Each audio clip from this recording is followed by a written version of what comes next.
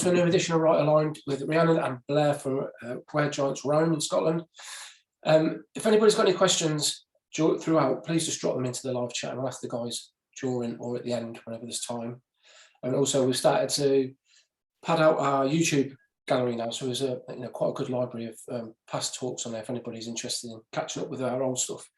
But as we're getting going, I'll start with you, Rhiannon. If it's possible to take us back to, well, as far as you want to, really, education, early influences, and then into your first jobs in creative industries. Just lead us through just to get a bit of a backstory. My background is predominantly in marketing and business development. This is my first job in a creative background, would you believe? I spent most of my time with professional services, which mostly lawyers. So it's a very, very different environment to what I'm used to. But Blair is my husband. So for a few years before I was here full-time, I was sort of working part-time, and then came full-time September 2019. Took that leap to come on board full-time, which was a bit scary at the time to give up the sort of regular income and that sort of thing. But it's been, I think it's proved fruitful since. Yeah, it's changed quite a lot. Sorry, Blair. No, I was just going to say, in terms of sort of, I guess my background as well is my background's in architecture. So studied architecture, worked in a couple of architecture practices in Edinburgh for 6 or 7 years, maybe something like that. And latterly, the company I was working for was really small. We were invoicing our own jobs, and it was just in the 2008 crash, I suppose. And I knew what I was taking out of the business and what was going in, and sort of knew that it wasn't sustainable. So made the leap to kind of go freelance in the first instance, 2009, late 2009, I think it was.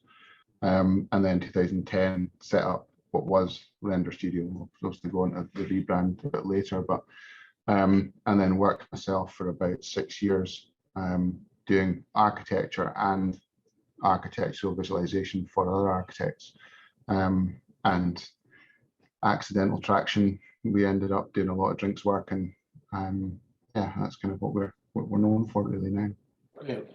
Going back to you, Rhiannon, the marketing sort of side of things, was that I've always been slightly fascinated with marketeers in terms of, we sort of pitch a lot of our work towards those within businesses. I was never fully understood. Is it more interested in the analytics and the sort of statistical sort of side, or was it the creative side as well that really drove you to want to get into that world?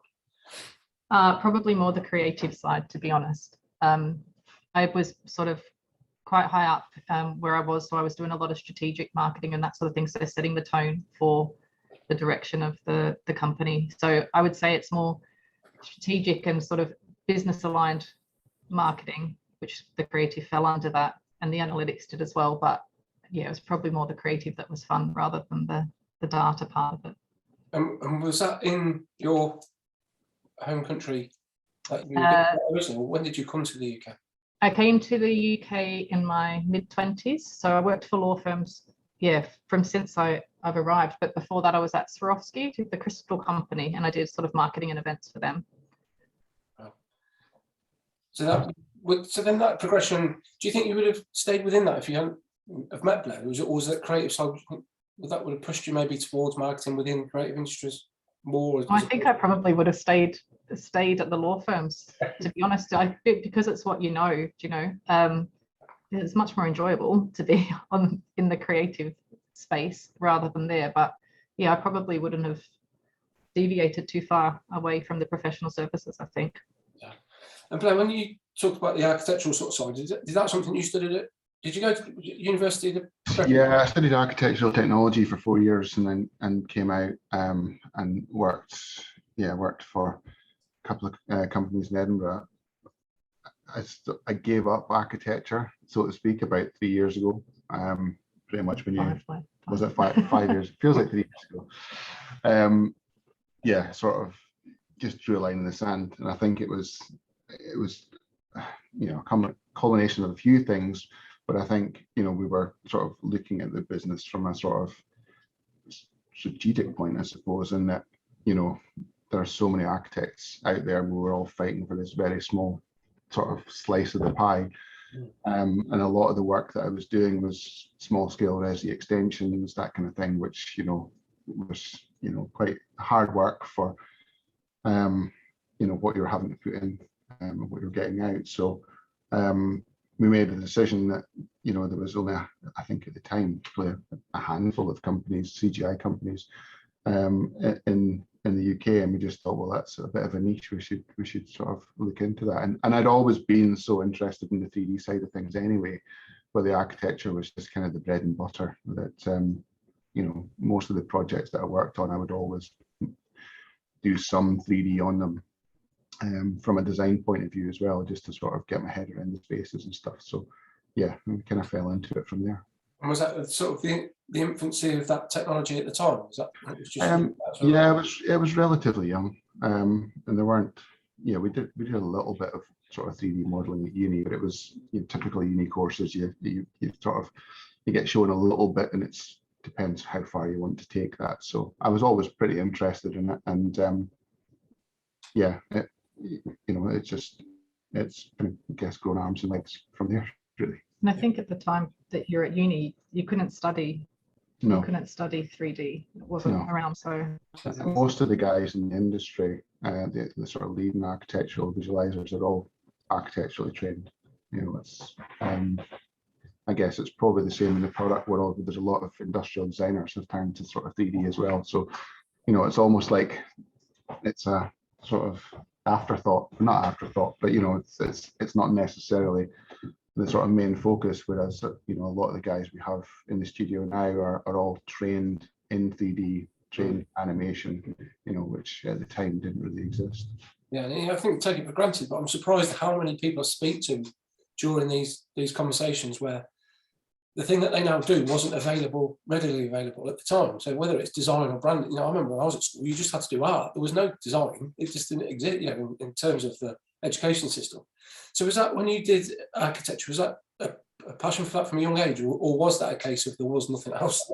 Yeah, I mean, I always enjoyed sort of, you know, school graphic communication, art, all that kind of stuff. And my dad was a joiner, had his own business, and I sort of grew up. I'd always enjoy going to building sites with him and that kind of stuff. So, yeah, that was almost an extension of that. Was just, you know, architecture was always going to be something that I probably went into, and so, you know, the way that the business has changed, going into sort of where giants roam, you know, doing a lot of the drinks work and product stuff, you know, is quite removed. But, you know, you look at that and, you know, architectural senses, and they're all physical things. They're all, you know, physical objects, and, you know, arguably all pieces of mini architecture, if you could look at it that way. Well, we'll come on to the drink stuff later, but it looks like you're in the Where Giants Roam bar. Start your own pub. Yeah. I'm waiting for the invite. Moving on to when you first started business, what was that like? I'm really fascinated by asking a lot of people this question, but those early days when, you know, we can see the great stuff that you're producing now, but that first day when you go, God, we haven't got any clients, or how do we make money, or who are we, what do we stand for, principles, ethoses, all those sorts of things. What did that look like for you guys? Yeah, it was just basically a, you know, the whole sort of, obviously born out of recession in 2008. It was just to make a living, you know. It was just to make enough to sort of pay the mortgage, and that was, yeah, it was pretty scary times, you know. You just had to take a bit of a leap of faith, and then you just slowly pick up clients. And then I think one of the key things was sort of retaining clients and being easy and good to work with. I think that's, you know, sort of been very fortunate in that respect. And we've got a lot of long-term clients that have been with us for, you know, 10 years or whatever, from the very early days. And I think, yeah, waking up some mornings to renders that hadn't maybe rendered correctly overnight, and having a deadline that day, and then having to jump into Photoshop and, like, just, you know, try and work out how to make this image look the way it should. And, you know, times have changed. The technology is a lot faster now for rendering, and you know, the technology's changed, but those skills are sort of, you know, we still sort of speak to to the younger generation in the studio about, you know, passing those skills down as well, because they are definitely useful. Yeah. What was that like for you, Rihanna, in that terms of starting out? What did that look like for you in terms of? It was a little bit different for me. It was a little bit different, I think, for me, because obviously I was working full time. I think it was made a little bit easier by the fact that we had that income to sort of fall back on in case, you know, we didn't pick up clients and that sort of thing. And to be fair, like the first few years, you very much worked independently. I didn't really have anything to do with business. Yeah. And then I started to just do a little bit of things like the invoicing and the following up of payments, because as a creative, Blair's not very good at that. And then it just sort of snowballed from there. You know, you get a little, Blair sort of let go of a little bit of control, and then it sort of just continued to get more and more. So that's why I think by the time I came on full time, I was probably working full-time hours, but obviously was holding down another job, and it was just getting too much. So that's when we decided, right, it's time now. Let's just take the full leap, go all in, and see where it takes us. You know. But yeah, I think in terms of like the ethos and stuff, it hasn't really changed since Blair started. We want to work with good people, and we want to be easy to work with, and for people to like working with us. And I think that's still the main focus. But in terms of like company values and things like that, we only did those during lockdown. We never had anything really formally set out, you know, for everybody coming in. It was just sort of, yeah, it was pretty ad hoc growth. I think it was almost like growth of necessity. Oh, we need someone to come in to help us to do this, and you know, it wasn't very structured. There wasn't any sort of strategic growth goals, if you like, which, you know, as a creative, that's like a different entity for me, you know. But you know, Rhiannon came in and really helped drive the business forward that way. Yeah, I think it's really interesting that you speak to people that have got a certain amount of years behind them, and sort of how common that is. But the younger people that are starting out, especially in today's world where it seems like going solo or starting a business at an early age is quite common. They're sort of so focused on business plans, or you know, having this grand scheme of what's going to happen 3, 5, 10 years down the line. But most of the people I speak to, it's literally a day-by-day existence, and it just sort of happens. You know, it evolves. And people, like you said, Rihanna, you want to work with good people, you want to go above and beyond, and you get referred by mouth, which is, you know, it's the key to a great business, isn't it? Really, if you can find that balance. If it wasn't for redundancy in the crash plan, do you think you'd ever even gone on it solo? And that's quite a hard question to sort of answer. But yeah, I think I probably would have done. I think it was always something that I quite fancied having a shot. Like I said, my dad was self-employed, and you know, that was quite yeah, I guess it was something that was always in the back of my mind that I quite fancied doing myself. But whether that would have involved, you know, the 3D aspect was almost like, how can I help other architects, you know, deliver 3D content, you know, and because at the time there weren't that many architecture studios that maybe had in-house 3D skills. I think it's quite different now. But yeah, I think I would have probably always liked to have gone off and done my own thing at some stage. Yeah, I think a lot of people have that ambition, especially in creative industries. It seems quite common. Was that an easy sell, the CGI thing, back in, what was it, 2009? We talking about 2010, yeah. Because places didn't have that sort of yeah. I think yes and no. I think one of the things that's interesting, certainly in the architectural world, is that, you know, it's all about the sketches, you know. So, and certainly at that time, it was all very much, you know, ideas were conveyed via sketches, and you know, 3D was not the norm, I would say. But yeah, I was, you know, fortunate to pick up some work with a couple of architects, a couple of landscape architects, and a house builder as well, that we, you know, we still do work with to this day. So yeah, that was it. Was it an easy sell? I don't know. It didn't feel like it at the time. I mean, we were looking at, actually we had a sort of training day at Christmas, and we were going, because the team's changed so much over the last year even, and we sort of looked at the old I guess business figures, wasn't it, in terms of architecture in the first couple of years was like 90% of the business and 10% the CGI. And then over the years, the architecture diminished and the CGI increased to the point that obviously, you know, mentioned 5 years ago, we sort of dropped the architecture off completely. And I think obviously technology's changed so much since then as well. Do you know, if we were going to do model renders 12 years ago, they would have looked probably pretty basic, you know, whereas the technology has grown so much. And I think, you know, we've just been lucky that we started that in an early process, and we've been able to hone our skills throughout that time. Yeah. So that business that was then is nowhere near what it is now, from a perspective of obviously natural growth, you know, evolving team. But something that we touched upon when we caught up on Wednesday was the name, the rebrand, which is it 12 months, were you saying, celebrating roughly? Yeah, 12 months on Wednesday it was, yeah. So perfect time to discuss it in terms of celebrating it. I can see somebody that was heavily involved is on the call. Can you talk us through that? Because I know you were saying that you were heavily involved in that process, and I'm fascinated to understand from a marketeer's perspective, as well as the business owner's perspective or co-founder's perspective, really how you got to that point, and then the process of really finding somebody that could, you know, match your ambitions, and really that collaborative partnership between the two of you. Yeah, I think we were coming up for our 10th birthday, and we wanted to do something to celebrate that. And so we had spoken to Freitag Anderson about rebranding because we had changed so much, and we just wanted something that portrayed us a little bit better than what our brand had. We were not planning to change the name, and Freitag Anderson came to us and said, we think you should change your name, and we were, no way, there's no way in hell we're doing that. To be fair, Daniel had planted the seed on a Skype call maybe a year before that and said, you know, the name's the problem, or not the problem, but your name's kind of holding you back, and no way would that change names. It's just not happening. So.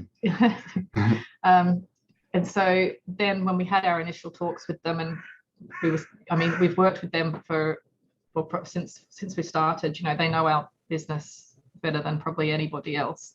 And so they were speaking about, they knew that we wanted to become more creative collaborators rather than people coming to us saying, I've got this, can you just do me a render, I want a pack shot. And so then, you know, we got into this discussion about how the name is holding us back, because it's a very functional name. You know, you do something, you render it, and then that sort of planted the seeds with, oh, okay, well, maybe start to look at it. And I mean, they were just fantastic at guiding us through that whole process. And, you know, the first lot of names we got, I think there was something like 6 pages of names, you know, in this document for us to look at, but it was based on lots of different themes, I guess. So from there, then we could hone down what direction we wanted to go. And I think it was very much along the sort of lines of what we do is quite magical, and, you know, there's mystique around it. People don't really know how we do it, or and so that was what we wanted to sort of base the name upon. Yeah.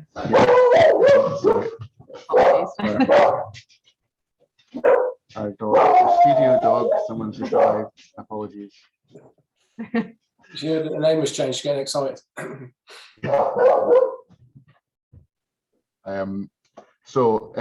Yeah, so in terms of the naming as well, I think we were not overwhelmed, but, you know, it was amazing to see so many different names being thrown out there, and there was some really cool names that were thrown about. Meta was actually one. We were looking back at the old boards.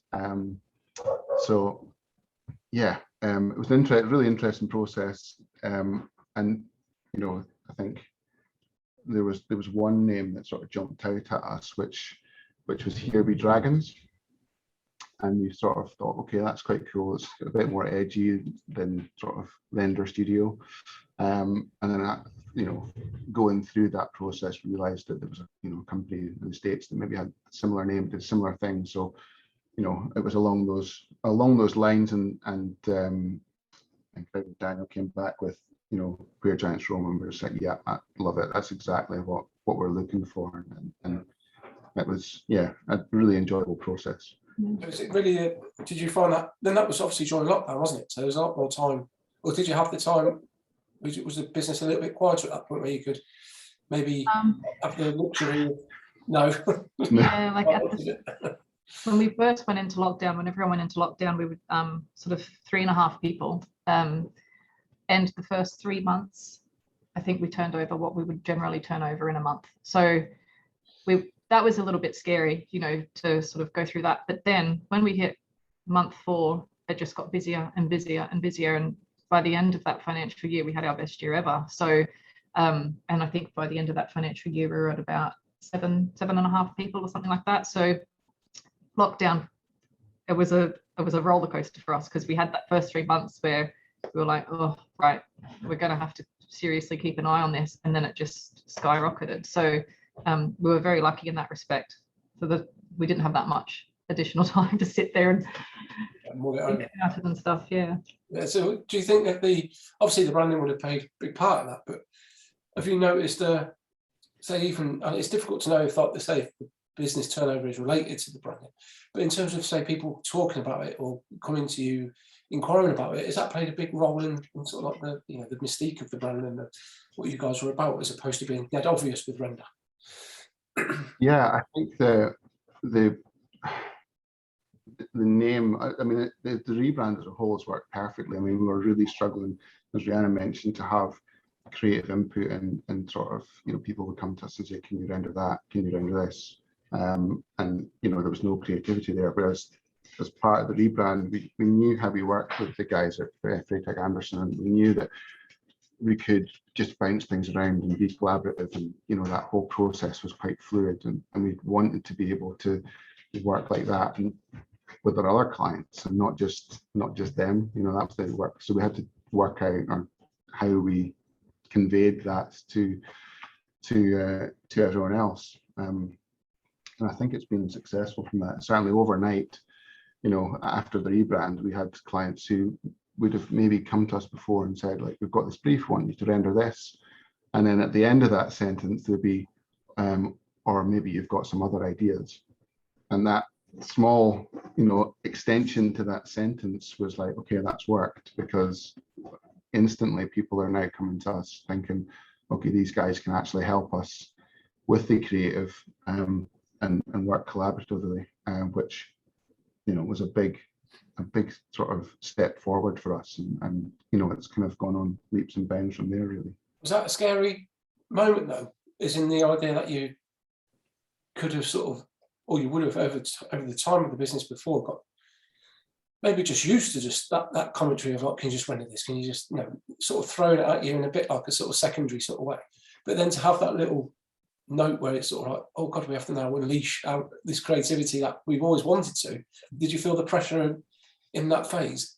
Yeah, absolutely, and still do. You know, I think, you know, we mentioned before about having that nervousness about taking on a brief, and if we're not challenged, you know, then it's just, you know, you just go through the motions. And I think you know, we still sort of, as everyone does, have imposter syndrome. Like, I'm not trained in, you know, design or graphic design, or, you know, architecture's a million miles away from sort of what we do as a creative studio. So yeah, imposter syndrome is real, and I think we work hard, and we work hard as a team, really, to sort of throw some ideas around, see what's out there, what potential we could sort of potentially we could bring to the project. And yeah, it was a scary time. It still is a scary time, but it's something that, you know, you need to have that nervousness and that edge of,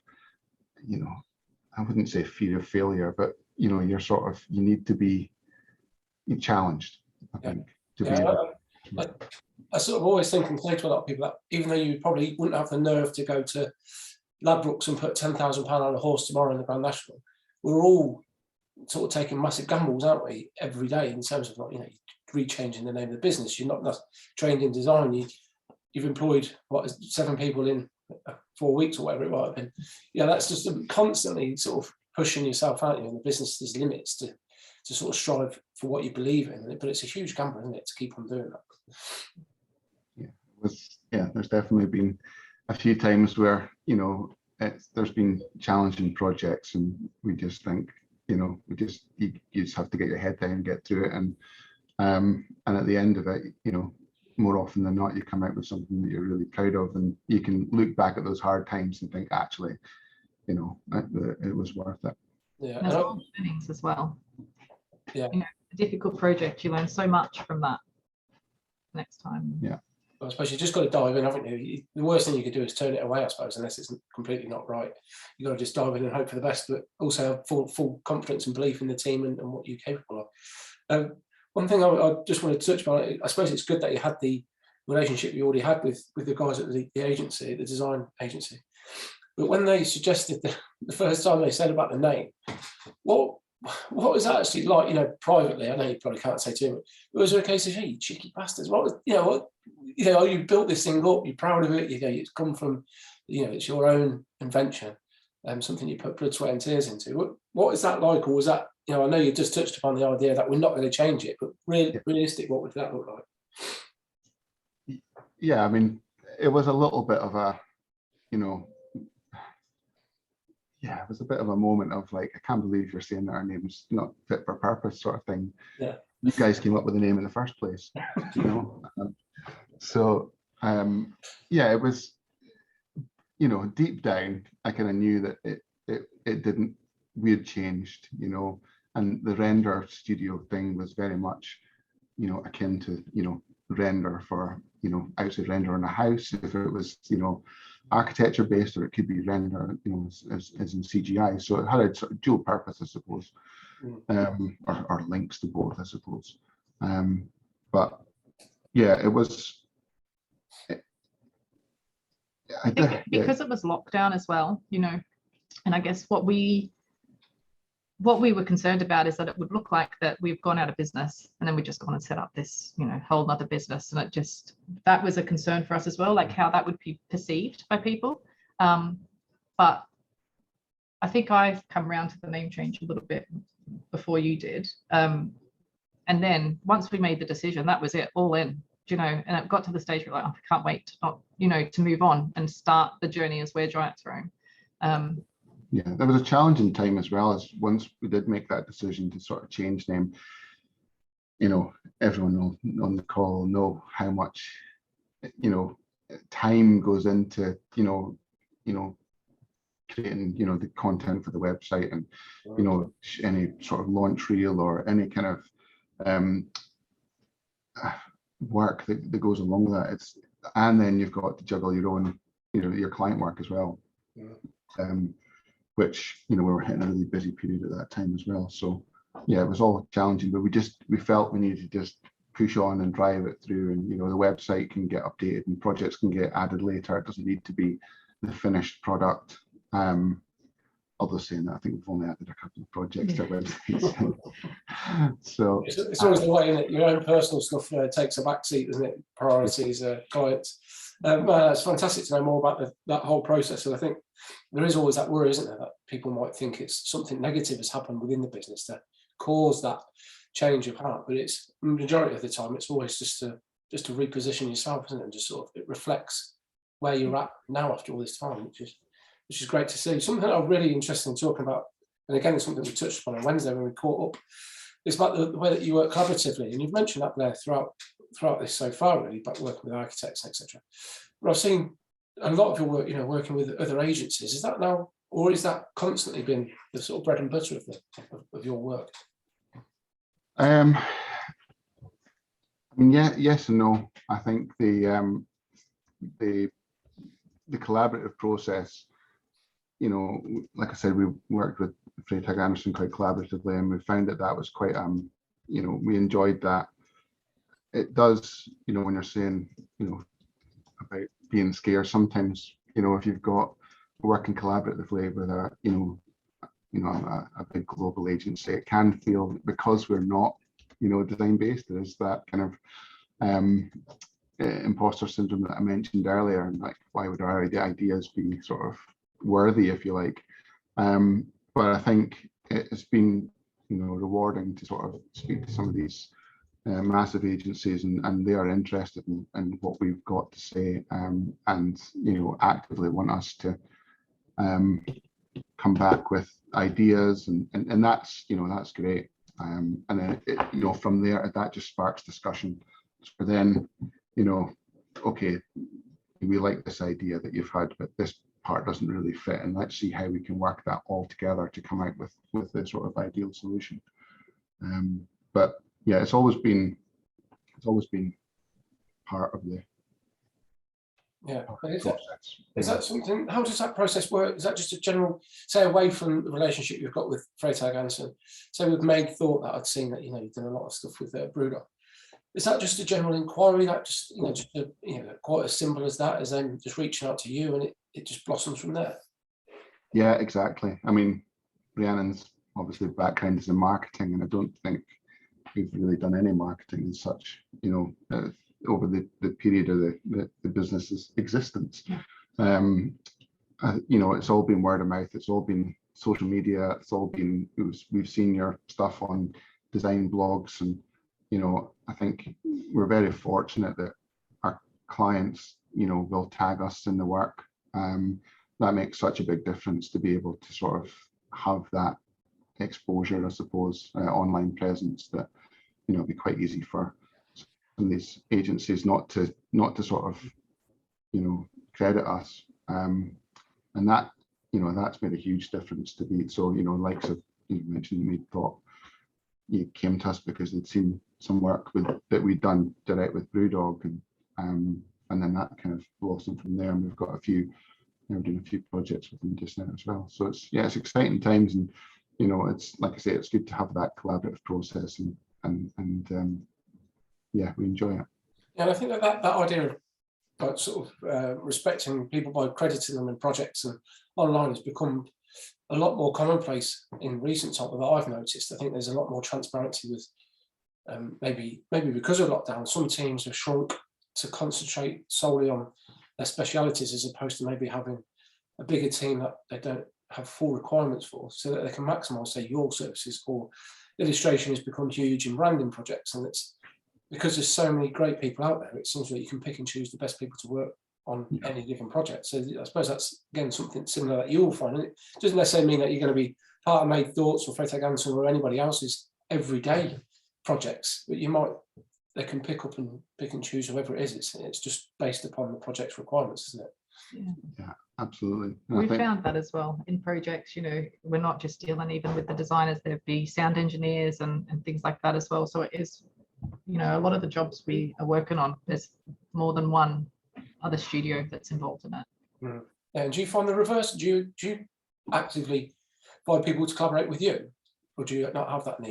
Yeah. I mean, we work with sound designers quite a lot for a lot of course, motion stuff that we're doing, and yeah, videographers as well. We sort of, you know, we're doing a few projects where we're stitching together real life footage with CGI, and so we collaborate quite a lot with, you know, different people, and, you know, we're always open to sort of ideas as well, and people coming to us saying, actually, we've got an idea, we need a CGI studio to sort of help out, and yeah, we can just jump in and work through it with them.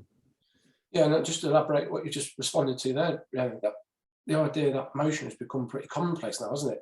Even the right way through to maybe pitching a project to a client. You know, those things that not the whole world doesn't see, just to show an evolution of a brand and how it can use the motion, not just still. Is that something that you've noticed increase? There's just the general sort of expectations of clients and customers in terms of what they want to see. And that, yeah. So Chris had asked in the chat about motion, and I had said probably about a year ago, 20% of inquiries, I would say, wanted motion, and now it's nearly every single project we get, there's motion. And I think it's because what we do is so campaignable. They can use it on their website, they can use it for social, you know. I think there's a lot of repurpose there, so they're getting a lot of bang for their buck, really. They can use it so many times.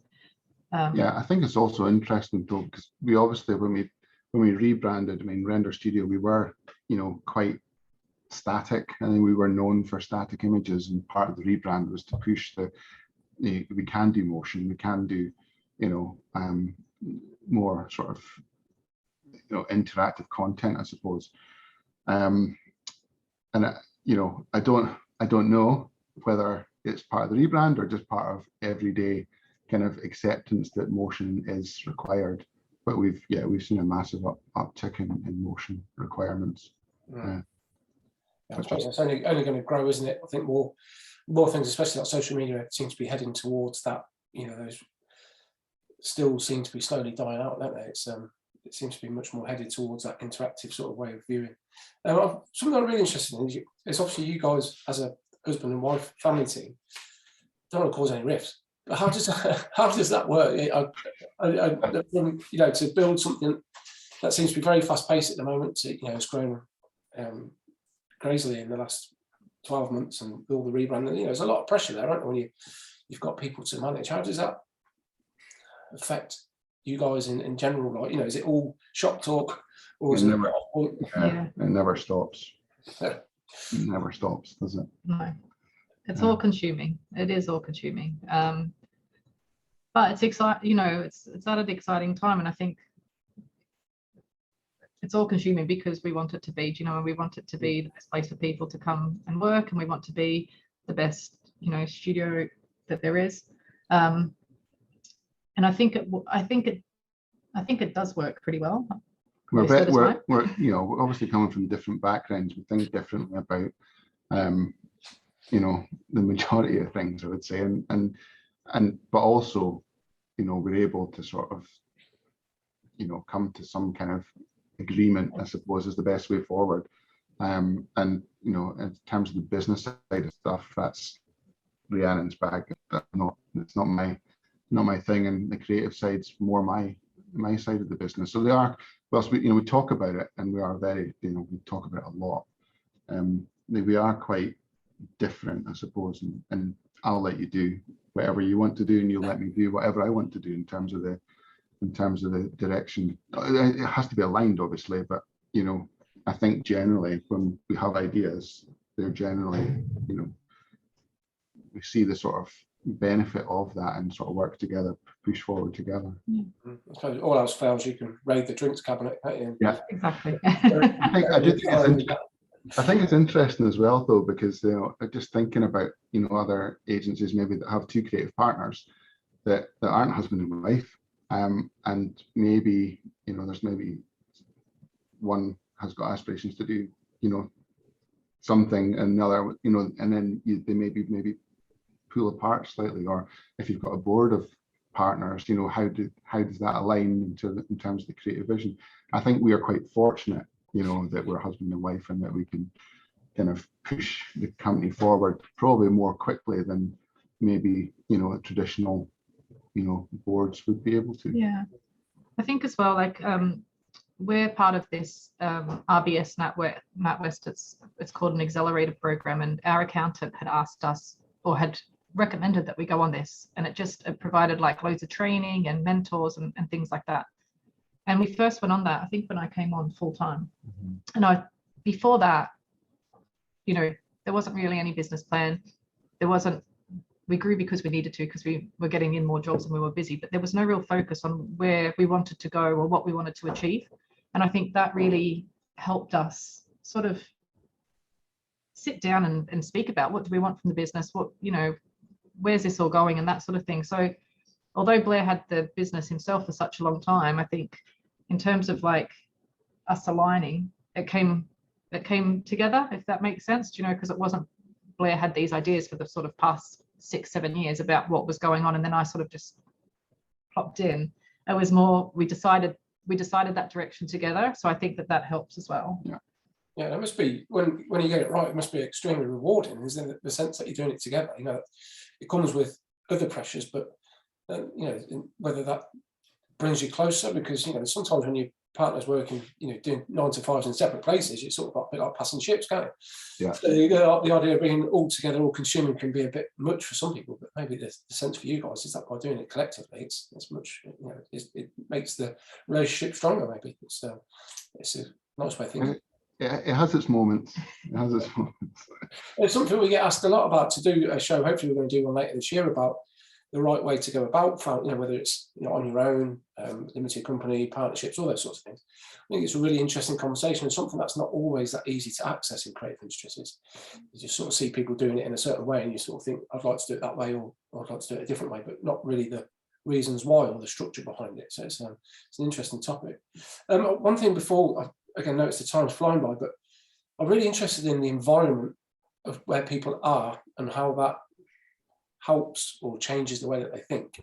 So you guys are very isolated, aren't you, in terms of where you, top end of the country. Couldn't be further away from Australia if you tried, Rihanna. It must be something that trying to get away from people. But do you find that that influences the way that you work, and that, having that environment, it might not be directly, but subconsciously, the sort of the landscape, the weather, just the culture? Yeah, potentially. It's actually, there's a funny story actually, which we didn't actually realize about the Bear Giants Rome name as well, was that the studio is in a really kind of tiny seaside village in Fife Coast, which overlooks Edinburgh. So we can see Edinburgh across the water, but yeah, we're about 17 miles away from Edinburgh, something like that.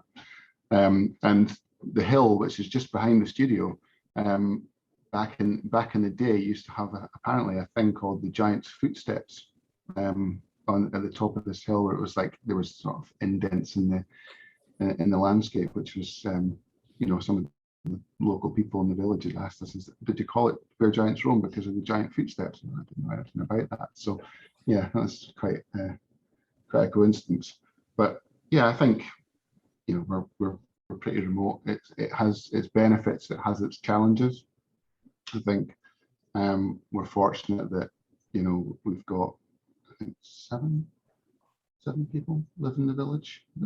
Yeah, so the village is like 1,600 people. It's tiny, and we had V move up from Hackney to Aberdour, which is like one extreme to the other.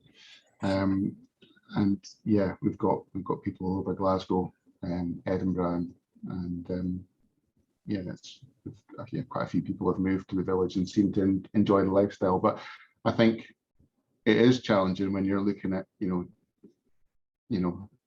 I guess recruitment. It can be tough if we want people to be in the studio, obviously, because youngsters will be wanting to be working for studios that are London, Glasgow, maybe Edinburgh, Manchester, whatever. But so we put ourselves out there a little bit, and so it's like a bit Marmite, isn't it? Yeah. We're really remote. Do you want to come here? Or it's pros and cons to both. Yeah, but I do think it's part of our culture, and we've got quite a close-knit team, and we want to have that feel that it's everyone's in it together, and we're all going towards the same goal. So yeah, it is difficult. I think in terms of clients, that was difficult before lockdown. We would go down to London for a meeting to meet a potential client and things like that. And I think now, because Zoom is so widely used, our client base has completely changed, and we're now dealing much more with London and the US, and we've got a few clients in Australia and Asia. So that's made, they don't care anymore, whereas I think they did before. But I think, yeah, there is challenges for sort of the growth of the company going forward, just in terms of allocation. Do you see that as something that you need to address in future, or is it just sort of, this is how it is, this is who we are, this is where we are? If you want to be part of, you've established yourself as, from my perspective, as extremely good at what you do. So is it a case of there's got to be a bit of give and take both ways? Yeah, good question. I think we've remote's for the right people. Remote is definitely an option. It's not, I don't think anyone in this day and age could say that if the right person came along and they had the right skills and would be a perfect fit for the company, then remote has to work, and we would make that work as well. I think one of the things within the studio, the thing we noticed during lockdown is we've got a relatively young team, and the accidental learning that happens within the studio was a real miss, I think, you know, in terms of just the throwaway comments that you could just, you know, you'd have to set up, I think, you know, Teams chat or whatever to chat about some technical stuff, whereas actually just nip over to your computer and show you something or whatever. So, but I think, you know, yeah, it's something we're looking at just now. Yeah, well. We also have, because what we do is already quite niche, when people come in straight from university particularly, we normally have to retrain them in the software that we use because they learn a different one in uni. And so again, that's extremely hard to be able to do remotely. And, you know, I think for those sorts of people, we definitely need them to be in the studio on a more frequent basis to be able to get that experience and the exposure to people that are more experienced, to pick up all those hints and tips, you know, of, like, oh, I've been looking on this for an hour and someone just goes, just do that. Oh, right. Okay, so it's that as well. It's yeah. normally someone telling me what to do. Why are you doing it that way? Yeah. But yeah. Yeah, I think because I've asked quite a lot of people that, and I've always been fascinated myself of looking back through sort of alternative cultures and design and fashion and music and how they originate from certain places that I sort of think if they were done elsewhere, I don't think they'd be the same. It's sort of, I think from my perspective of not ever being to your studio, but what I imagine through what I've seen online is the idea of the romance of the name sort of fits with that idea, this big vast landscape and, you know, this sort of primal, you know, right at the front of nature sort of type thing, how it used to be. And it sort of, it ties in quite romantic. And then the work is very sort of mystical and sort of, you know, very polished and, you know, lovely and sort of lush sort of feeling.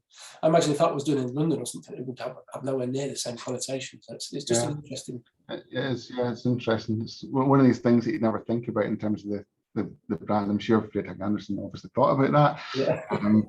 But yeah, we was pretty rugged here as well. So yeah, it does kind of, the name fits the sort of location and I guess the mystery of what we do as well, which is, yeah, and we actually love it, don't we? And it's made such a difference to the studio and the sort of growth of the studio as well. So. Yeah, well, next time I'll ask you about that the connection with the Giants thing, just say yes. Yeah, exactly. Yeah. That's much better. Keep the locals happy. Yeah. So I think that's a great place to leave it. I really appreciate your time, and it's great to hear more about the studio and behind the work. Like we're always trying to aim to get that story out there. So hope you have a great weekend and rest of the day. Thanks very much, Chris. Thanks for having us. I'm waiting for the invite to the launch of the bar. Yeah, sounds good. Might be a while, but yeah, brilliant. Appreciate your time. This is a bit right. Put it off for everybody. It's a bit abrupt, but we'll have to catch up again soon. Thanks, everyone. Take care. See you soon. Thank you. Thanks now. Bye-bye.